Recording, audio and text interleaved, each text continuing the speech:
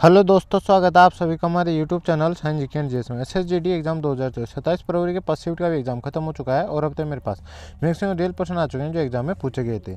तो शुरू करते हैं आज का वीडियो, देख लेते हैं आज के फर्स्ट शिफ्ट में किस प्रकार क्वेश्चन पूछे गए हैं जीके एंड जीएस के।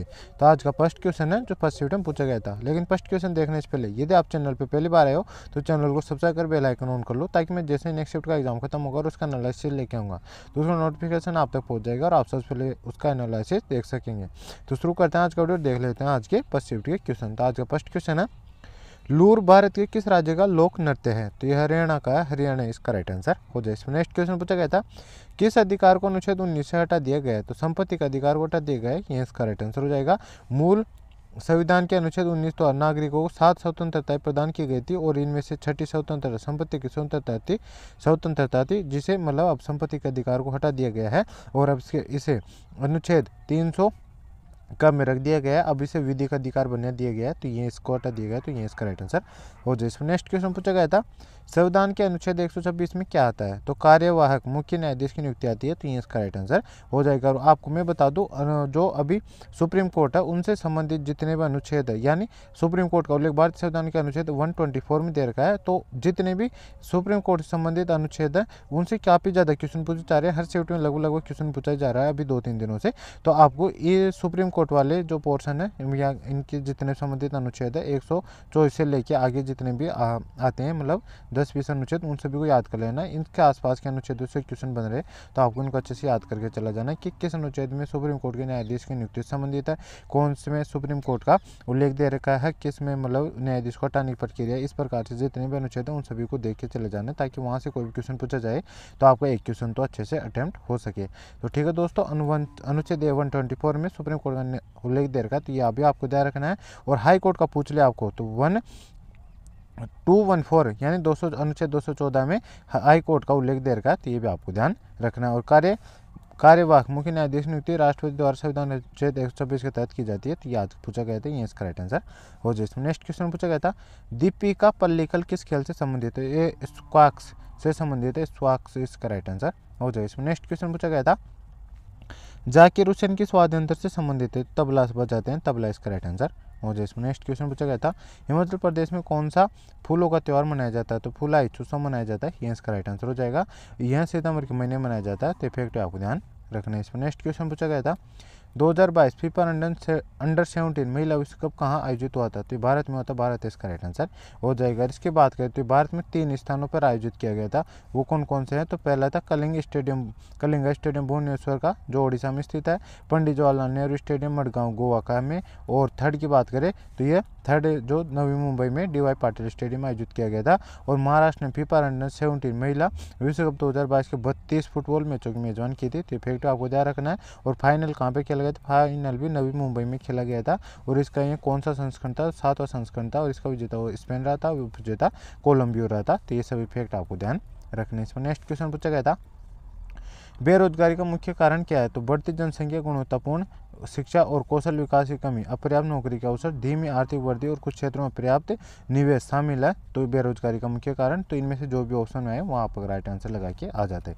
इसमें नेक्स्ट क्वेश्चन पूछा गया था, लिटन के समय 1878 से 1880 के बीच कौन सा युद्ध हुआ था? तो ये ऑप्शन दे रखे थे, आंग्ल मैसूर युद्ध, आंग्ल अफगान युद्ध, आंग्ल कर्नाटक युद्ध और आंग्ल फ्रांसीसी युद्ध। तो ये आंग्ल अफगान युद्ध हुआ था, ऑप्शन नंबर बी इसका राइट आंसर हो जाए। इसमें नेक्स्ट क्वेश्चन पूछा गया था, तापमान की SI इकाई क्या है? यहाँ पे SI इकाई है, SI इकाई क्या है? तो केल्विन होती है, केल्विन इसका राइट आंसर हो जाए। केल्विन SI प्रणाली इंटरनेशनल सिस्टम ऑफ यूनिट्स में तापमान की मूल इकाई है। केल्विन इकाई का संक्षिप्त नाम के होता है और कोई डिग्री चिन्ह नहीं होता है यहाँ पे, मतलब क्या होता है केल्विन का मान, तो ये इसका राइट आंसर हो जाए। नेक्स्ट क्वेश्चन पूछा गया था, 2023 में त्रिपुरा के किस व्यक्ति को मरणोपरांत पद्मश्री अवार्ड सम्मानित किया गया था? तो टोटल 6 व्यक्तियों को किया गया था, 109 व्यक्तियों को ऐसे कुछ किया गया था। तो इनमें से श्री नरेंद्र चंद्र देव वर्मा को मरणोपरांत लोक मामले के लिए त्रिपुरा के व्यक्ति थे, तो इनको सम्मानित किया गया था, ये इसका राइट आंसर हो जाएगा।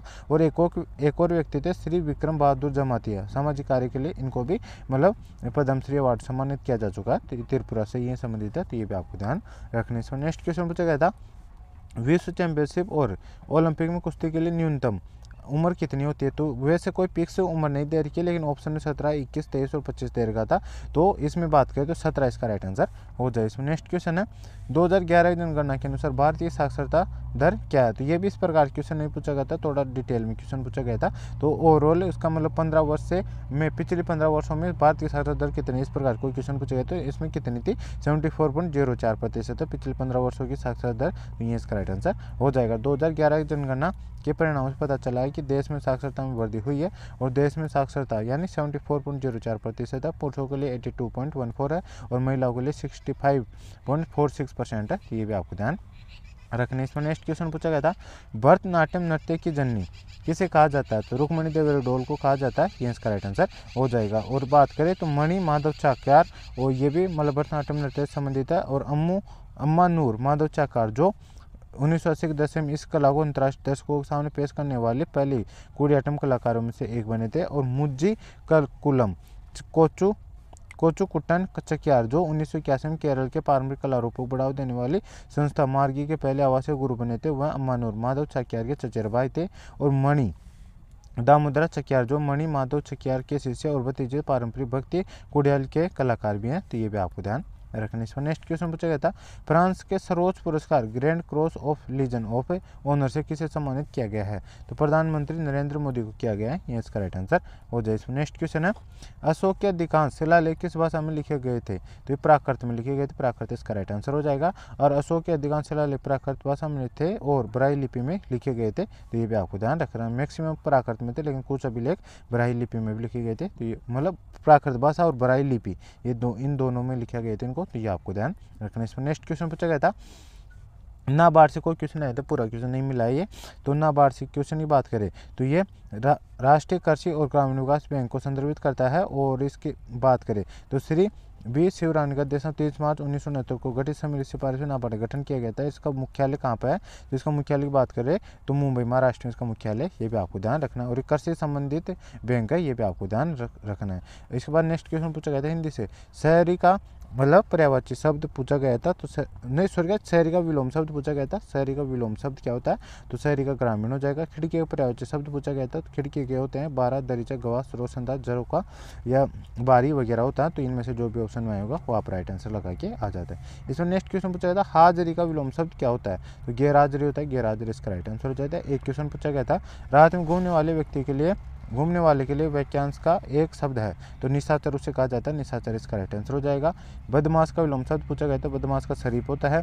कछुआ का तत्सम शब्द क्या होगा, यह पूछा गया था, तो कच्छप होता है।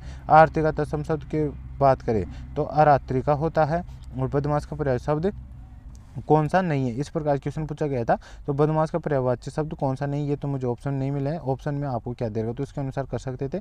बाकी 3 शब्द इनमें से दे रखे होंगे आपको, बदमाश, गुंडा, लुच्चा, लफंगा, आवारा, उपद्रवकारी, सौदा, आताई, कलहकारी, अत्याचारी, आतंकी, उद्दंड, और दुष्ट, इनमें से इनमें से दे रखे थे, एक इनके अलावा दे रखा था, वहीं इसका राइट आंसर हो जाता है। इसमें नेक्स्ट क्वेश्चन पूछा गया था अशुद्ध शब्द को शुद्धिकरण लिखिए, मतलब अशुद्ध ये शुद्धिकरण दे रखा था, मतलब ये शुद्धिकरण नहीं होता है, ये शुद्धिकरण होता है, तो इस प्रकार इसको लिख देना था, इस प्रकार इसका राइट आंसर हो जाता है। इसमें नेक्स्ट क्वेश्चन पूछा गया था अपना घर समझना मुहावरे का अर्थ है, तो इसमें मतलब क्या होता है इसका अर्थ, तो संकोच न करना, दूसरे घर को भी अपना ही मान लेना, इसका यह अर्थ होता है, तो इसका राइट आंसर हो जाते हैं। इस पर नेक्स्ट क्वेश्चन पूछा गया था जहर उगलना मुहावरे का अर्थ क्या है, तो अपमानजनक बातें कहना, ये इसका अर्थ होता है, तो इसका राइट आंसर हो जाए। तो दोस्तों ये था आज के फर्स्ट शिफ्ट का full paper analysis. I hope आपको वीडियो पसंद आई, वीडियो को लाइक कर देना, चैनल पर नहीं हो तो चैनल में सब्सक्राइब कर बेल आइकन ऑन कर लेना, ताकि मैं जैसे नेक्स्ट शिफ्ट का एग्जाम खत्म होगा उसका एनालिसिस लेके आऊँगा तो उसका नोटिफिकेशन आप तक पहुँच जाएगा और आप सबसे पहले उस वीडियो को देख सकेंगे।